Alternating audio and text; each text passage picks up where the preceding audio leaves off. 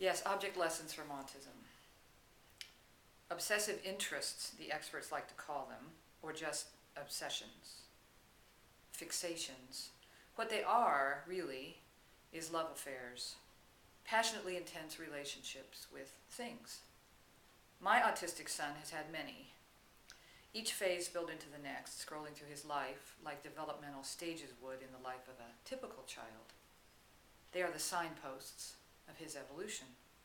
Your first impulse as a parent is to direct your child away from and toward, from a hot stove to a book, from a busy street to a wide sidewalk, from a big dog to a small rabbit or a stuffed dog. You work with conventional notions, but your child won't eat unless he has something in his hand, something metal. Most of the time he won't eat unless the metal is in his mouth. So in desperation, you let him take that steel bolt and hold it in his cheek because you can squeeze some yogurt or juice in there. I have a catalog of my son's love affairs, the loved objects that consumed his vision, his hands, his waking awareness. Before he learned to walk, it was anything tiny. The thread on the edge of a blanket, a hair on the carpet, a fragment of his own fingernail. He was startlingly good with tiny objects, particularly surprising considering one of his eyes was mostly blocked by a vascular tumor. We had a little pretend safe, a small metal thing with a wee key about this big. And he could take that key in his hand and insert it into the lock. It was beyond me how he was able to do that. He was barely past infancy. On the changing table, the obsession was lights. I think all sighted babies are interested in lights, but not the way mine was.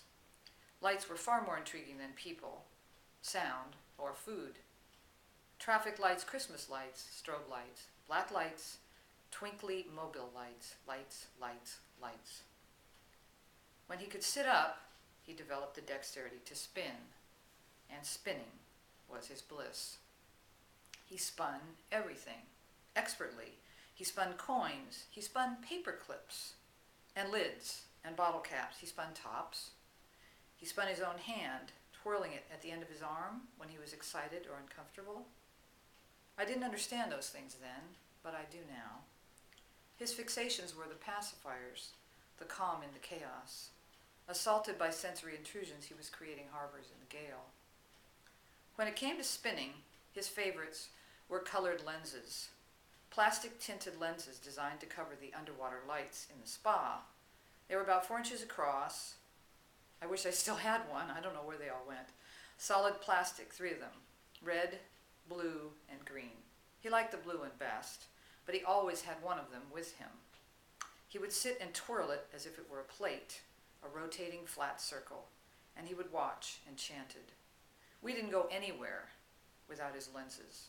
In stores, he clutched them, sucked on them, and looked for opportunities to spin them.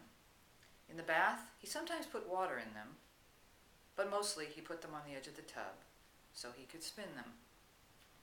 He never looked through them, as another baby might have, or put them on his head, or handed one of them to a parent. The spinning phase lasted years. Pinwheels, oh heaven, pinwheels were heaven. If there was a light on the pinwheel, double heaven. Magic. The next love affair was with chains. Chains. Necklaces, dog chains, bracelets, plastic, metal, cloth, preferably metal. He spun them in the air, dangling them, like wind chimes, and watching the patterns. They made parabolas.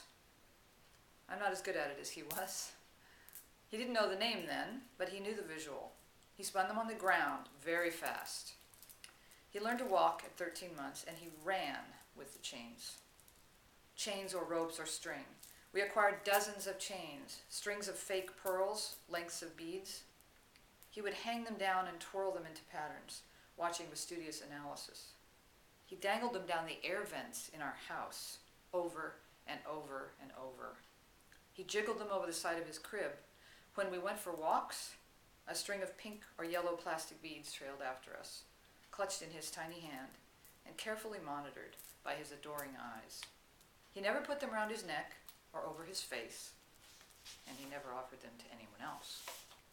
But chains fell away when he discovered yo-yos. He was never without a yo-yo. And we probably had 10 or 15 in the house and car. He ran and ran and ran with yo-yos. He twirled the yo-yo string. He twirled the yo-yos themselves on the ground. His ritualistic routine was this: carefully arranged string over hand. I can't really do it, but there was a definite pattern to it. Carefully arranged string over hand. Straighten length of string toward yo-yo, and then run. Back and forth, watching the yo-yo trail behind.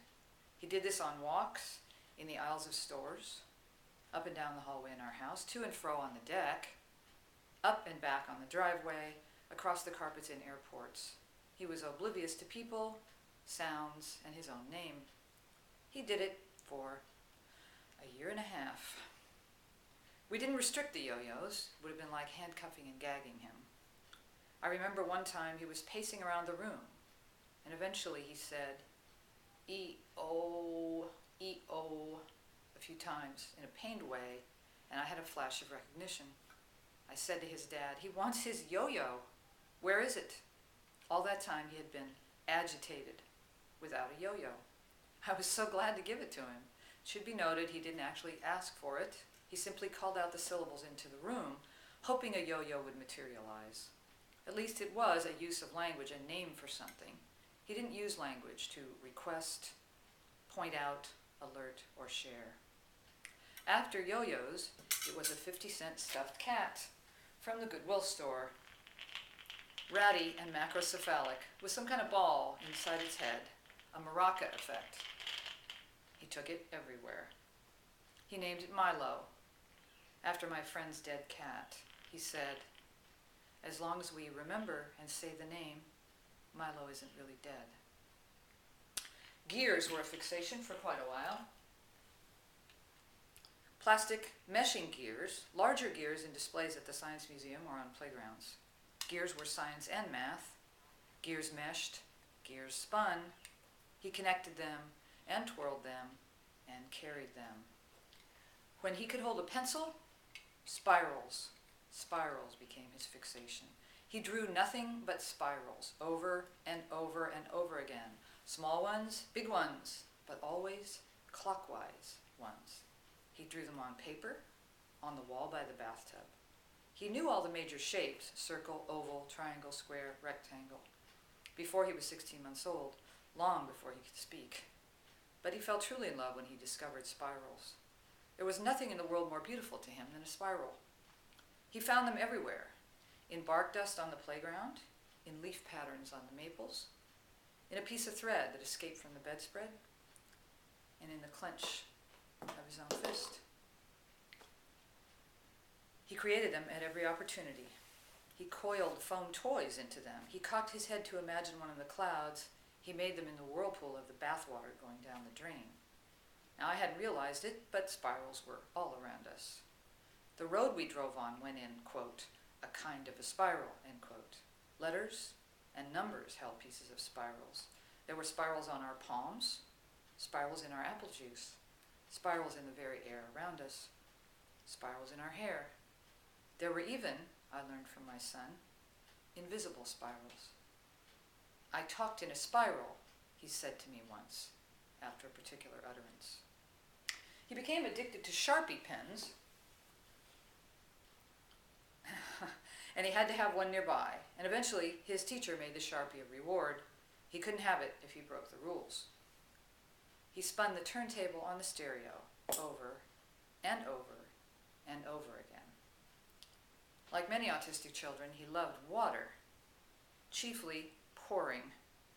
Pouring was his pastime. From one cup to another, from one dish to another, pouring. And water going down the toilet, well, that really was heaven.